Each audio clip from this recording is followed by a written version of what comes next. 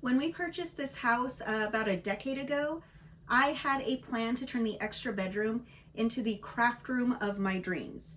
At the time, I was a giant Harry Potter fan. I mean, like, I went to Harry Potter conventions and everything. I was deep. And I really wanted to make this into a Ravenclaw common room. I thought that would be super adorable. And I started getting stuff, collecting things. Um, People would gift me things, and I basically just started like layering it and layering it on, and it never really had the vibe I was going for.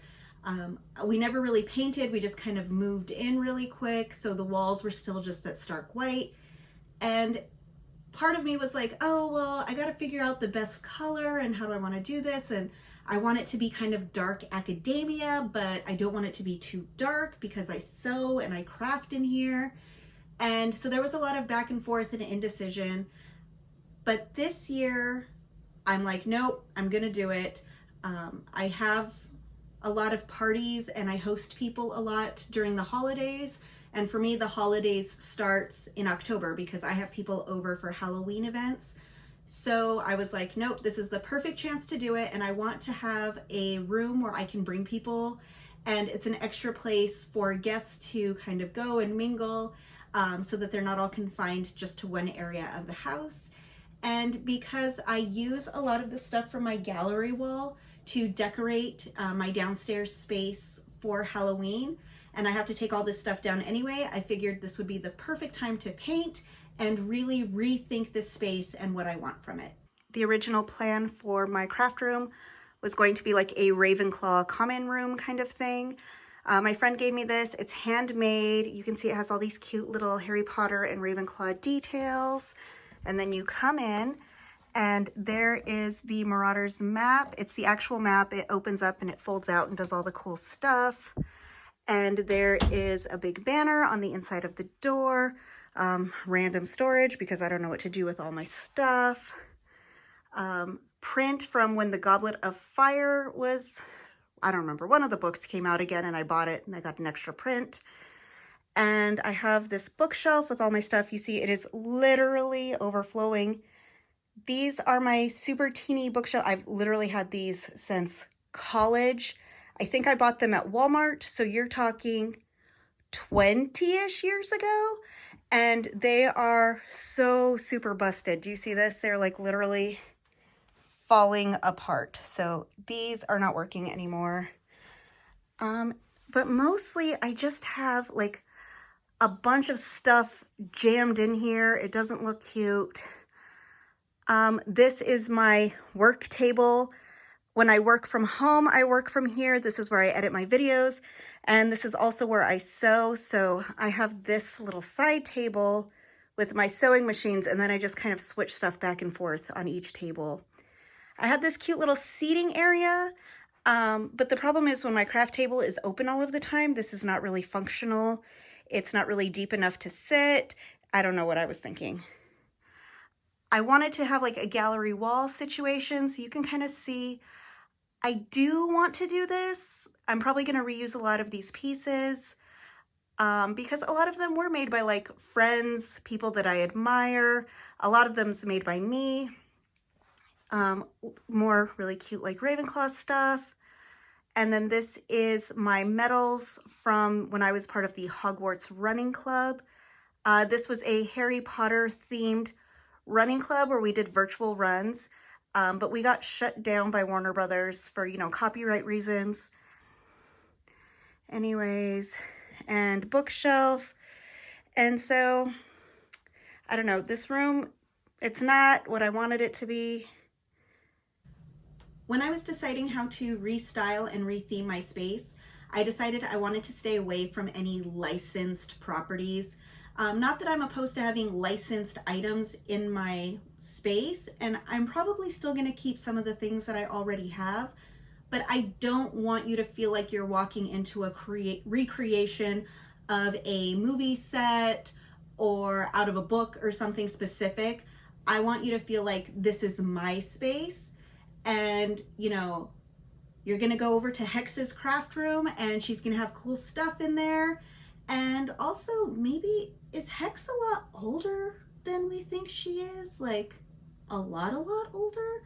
Like, is she some kind of immortal witch from like hundreds of years ago?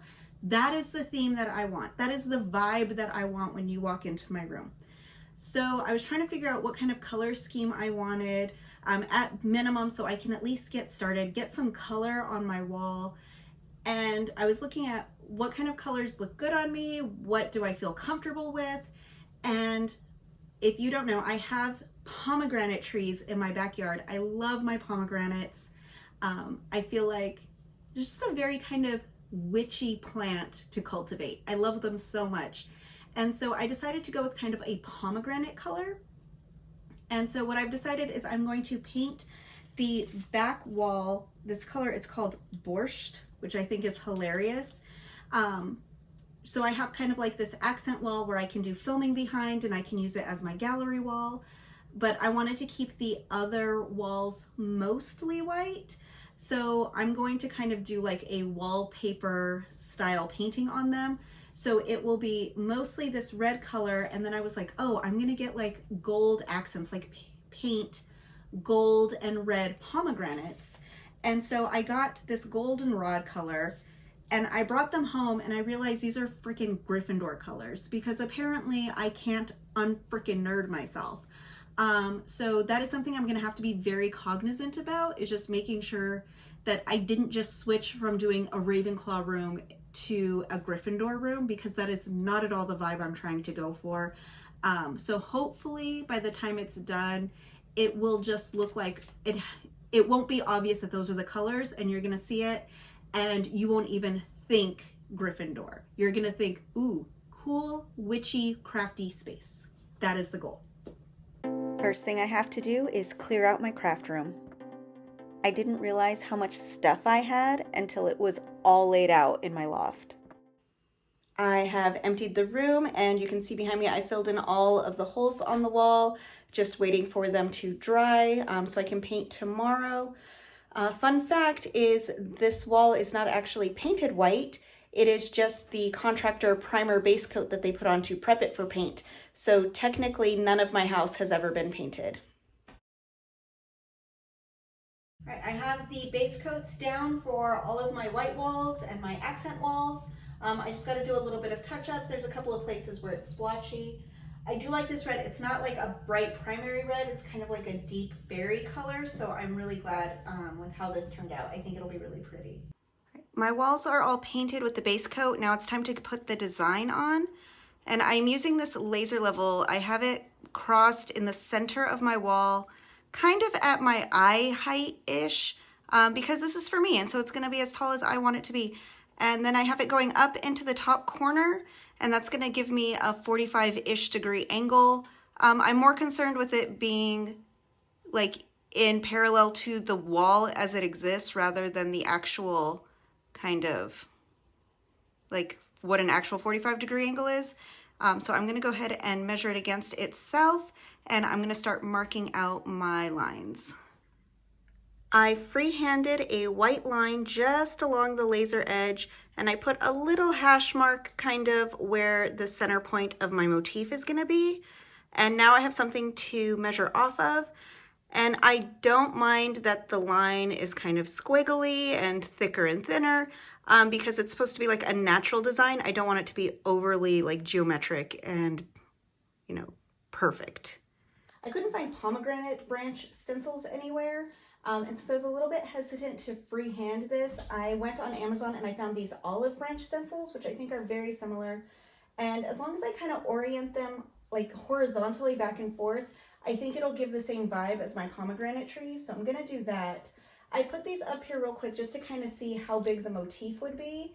And it's about 2 feet. So I'm gonna just go ahead and do that. I'm gonna just mark out these diagonal lines every 2 feet.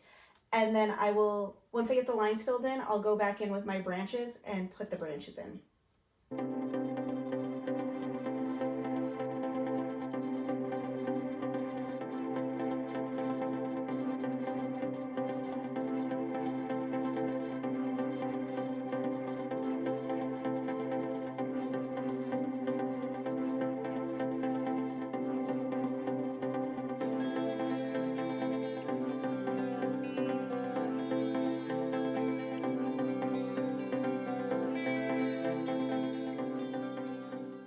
I have my branch lines pretty much painted out.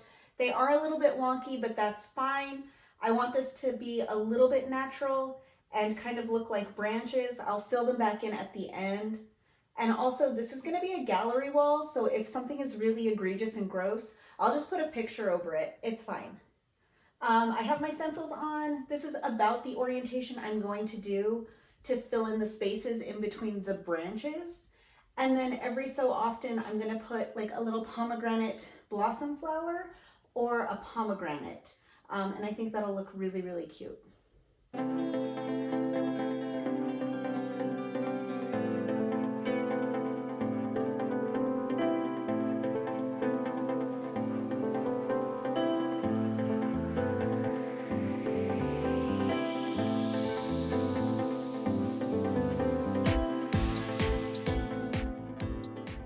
So here's my first one. You can see it's a little bit gloopy. I used too much paint going in because I was trying to get the coverage because I have, trying to do a white over a semi-gloss red color. It's not giving a good coverage, but it made it gloopy. So what I've been doing is kind of almost dry brushing the stencil on, and then later when it's dried and I have kind of a base, I can go in and like fill in the leaves. And again, I'm just freehanding this because it's supposed to look naturalish and I'm not super fussed with it being perfect. But now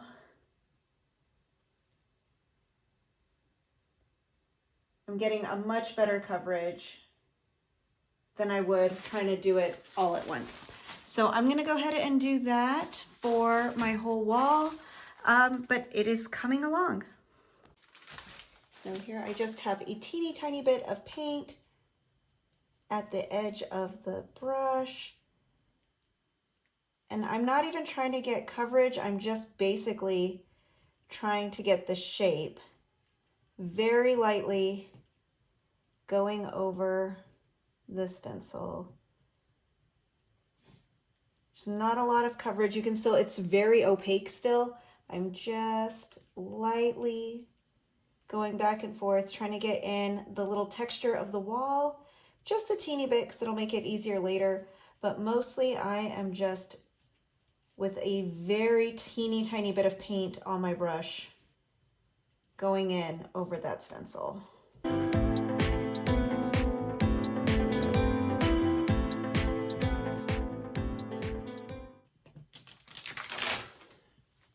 And there you go. There's not hardly any bleed through. I'm gonna let that dry, do another one. Oh great, I have a big old smudge. That's awesome. I will fix it later because I will be going back and forth several times. And then once this is dry, after I've done a couple of other ones, I can come back and fill in and make it a little bit more opaque. I finished the preliminary stenciling of my wall so you can kind of see where everything is. It's not 100% even and perfect, but that's fine. I do want it to look a little bit wild. I do need to just wait for it to dry though, because when you're using semi-gloss latex, it's not dry, it basically is just moving the paint around and that's where you get weird globbies. So I'm going to wait, let this completely dry, and then I'll come back and do some touch-ups and then do a little bit more details just to make it kind of look more like actual vines.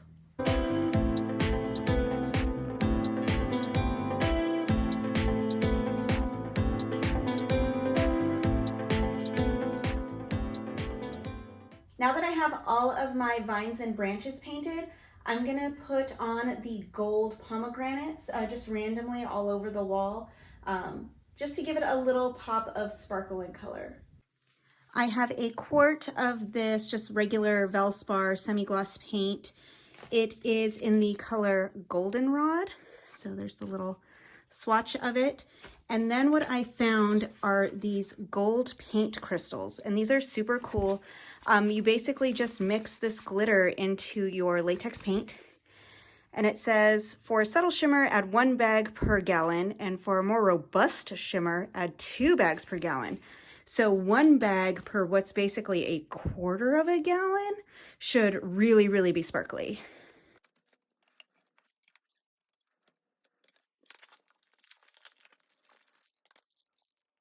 Oh my gosh, there's already little glitters flying everywhere.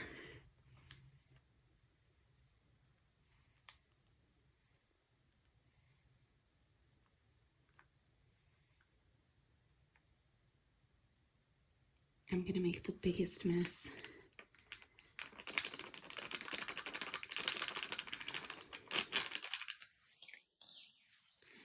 There's gonna be so much glitter in my craft room. I'm never getting rid of it. Oh my gosh. It's so sparkly. Okay, I'm just trying to get this glitter a little bit incorporated without it exploding all over the place. Oh my goodness, look at that shimmer. Can you see it already? I'm just gonna keep stirring this until it gets nice and incorporated. And I don't see any big globbies of dry glitter.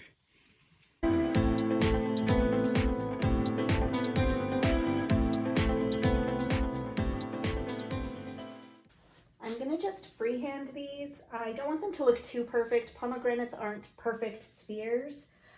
So I'm just gonna try to look for a place where it looks like the weight of the fruit would be kind of pulling down a little bit on the branch. And I'm gonna just start by roughing out the shape.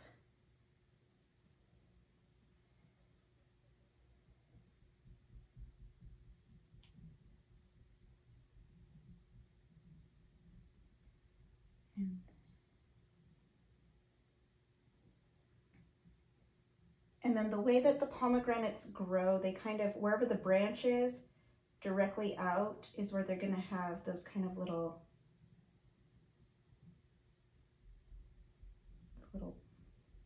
the little ends where the blossom was. And I'm just gonna rough out the shape, and then I'll come back when this kind of base coat is dry, and that's when I'll go over again and make sure it has that really nice shimmer on it. I have this spot right here where the white paint kind of bled through the stencil and made a big mess. So you know what? Pomegranate. That's a nice thing about just like painting your own stuff, is do whatever you want. Happy accidents, right? I don't want the pomegranates to be too evenly distributed. I want them to look kind of natural, wild. So, you know, just kind of using them as an opportunity to cover up, you know, mistakes is perfect, because then mistakes were random and now the fruit is random as well. I have the first coat up and you can see there's like a little bit of a shimmer. So I think by the time I get a second, maybe third coat, it'll be super, super cute. I have some pomegranates painted up on my wall. They are kind of dry, so I'm gonna go ahead and go in with a detail brush and kind of smooth out some lines and give them a second coat. And then I'm going to paint some pomegranate blossoms and fill in the spaces where there's maybe not any pomegranates. Again, I'm not trying to be super even with it, but I don't want it to seem like there's any like huge glaring blank spaces.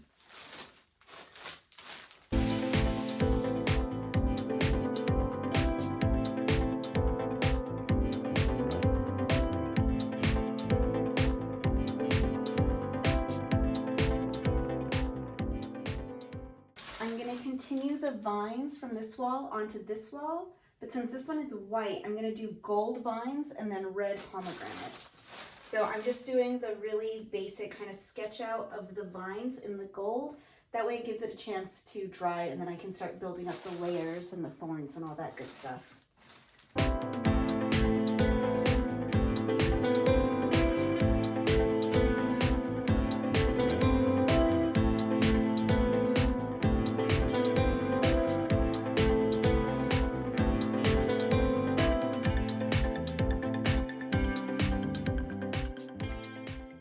I have all of the gold leaves painted on my white wall. And what I've decided to do is across the top, I'm just doing this border, and then that way I don't have to do the whole wall. Especially, you can see I have the TV mounting stuff right there. Like all my bookshelves and everything are gonna go there. It's really not a good idea. And then that's just gonna carry on and then come down right here. The stencils aren't really flexible, so basically I just kind of put them straight up against the ceiling and then butted them right against each other to get this design. But I feel like this design has a bunch of these really weird gaps.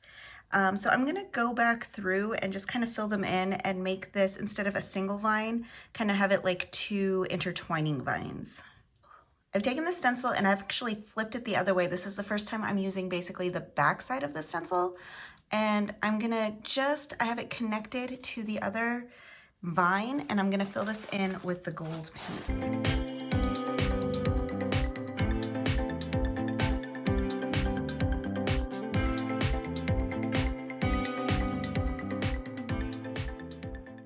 I filled in all of those top gaps along the top. So now it has like these nice extra branches. It looks a lot more balanced. So now I just need to fill in those bottom gaps, and then I think that'll be a really nice border all the way along the top.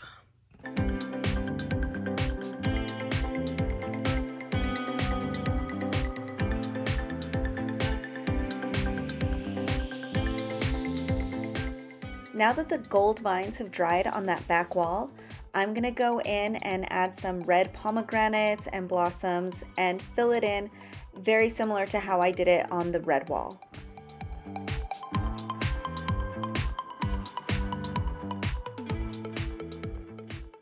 I have the murals all done on the wall. I actually really like how this wall turned out. And then it just goes all across the top and then down. And now that the walls are all painted, the next step will be putting my craft room back together, which will be in a second video coming out very soon. Thanks for watching.